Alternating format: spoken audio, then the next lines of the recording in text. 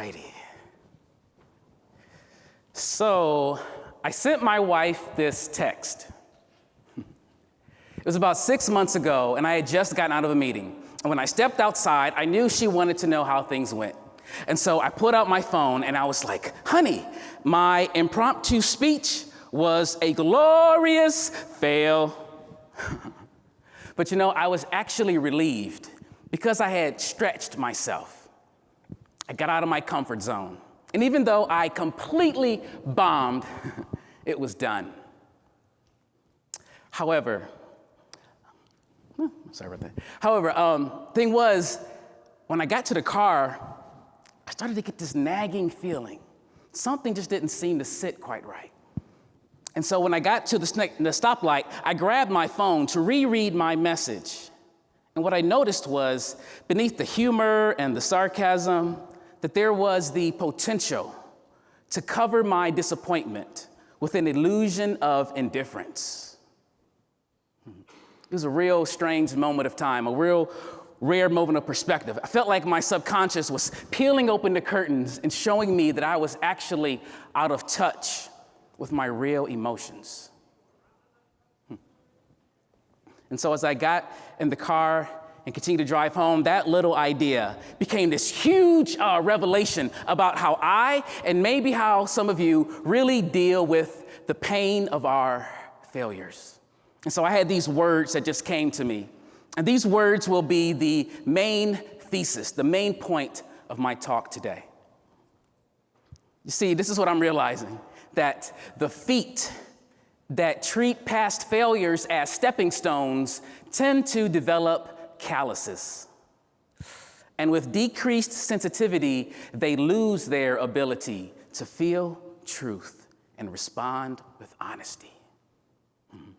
Oh my, inglorious feet.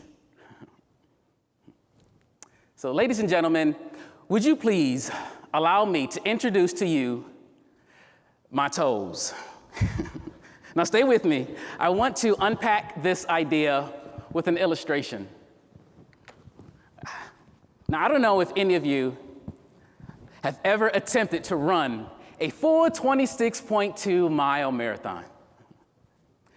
Well, then again, I am in Boston, the home of the Boston Marathon, so there probably are some runners in here.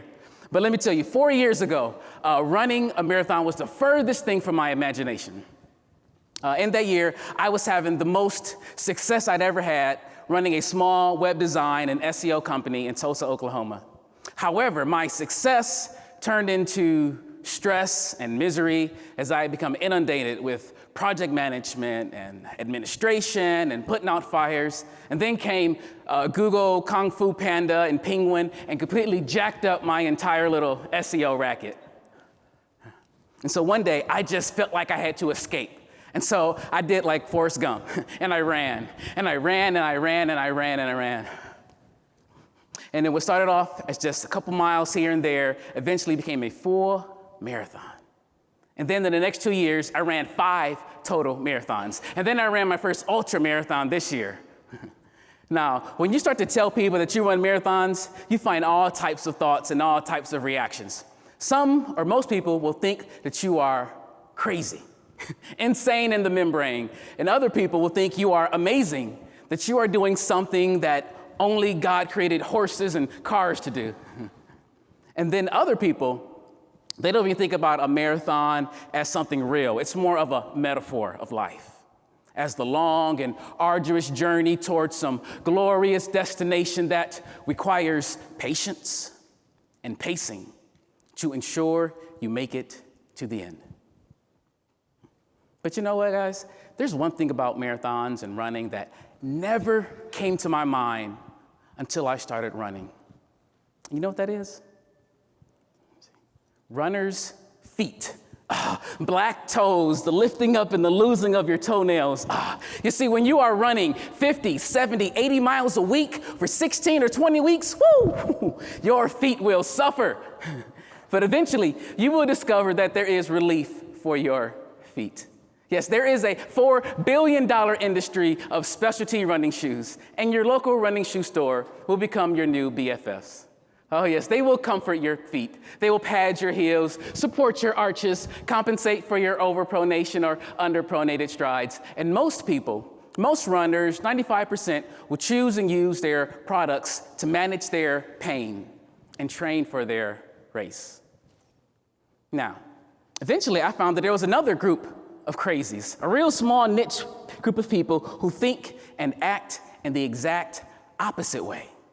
And they say you need little to no cushion, little to no padding, little to no support. They say what you really need is that your feet and the ligaments and the tendons and everything in there needs to grow strong. And if you take away all the extra stuff, all the extra cushion and comfort, your feet will go stronger and it'll take you much, much further.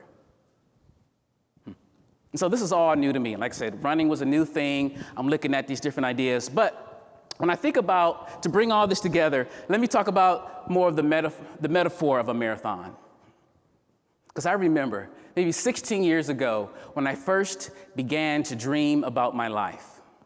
And I remember coming out of Detroit and leaving the inner city and going off to college. After a couple years, I began to think differently about who I was, believing that I had a purpose, that I had potential.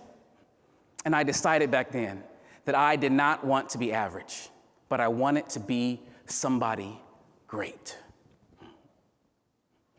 And as I set off on my journey, I knew that to reach my goals, the journey would be long and arduous and require patience and pacing to ensure I would make it to the end. And so as I set off back then in my 20s, I also remember when I began to experience pain. The pain of my poverty or my lack of this and lack of that, the pain of my personality. I was shy, I was nervous, I didn't have the charismatic personality, the go-getter personality to sell and make things happen. But eventually, I found that there was relief for me. I found a whole world of ideas and theories and success principles, and they comforted me and they cushioned me and they told me to be positive. Don't be negative. They told me that if I was hearty in my approbation and lavish in my praise, I could win friends and influence people. They told me that if I would read biographies and study the lives of great men and women of the past, that by doing what they did, model myself and emulate their behaviors, I could also achieve what they achieved. However, today, guys, as I stand before you now in my inglorious feet, let me say that I appreciate much of the wisdom and the success principles taught by the masses on how to run the various marathons of life. However, I also now realize that we can't always fake it until we make it. We can't always be positive. We can't always cover and hide and mask our bruised and beat up feet, lest we forget who we really are and what it's like to walk in truth. I've got one last phrase, and it is, sometimes the things we do to protect ourselves inhibit us from the growth we ultimately want.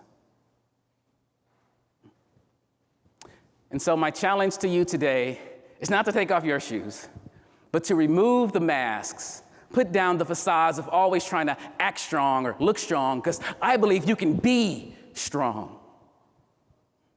And I know that many of you may have bruises and many of you have scars, but just like my bombed impromptu speech that became the fuel of my new perspective and even this talk today, I believe that there is a way for each of us, no matter what you've been through, your ashes can turn into beauty.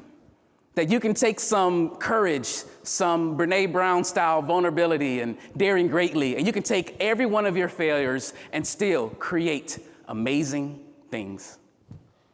Thank you.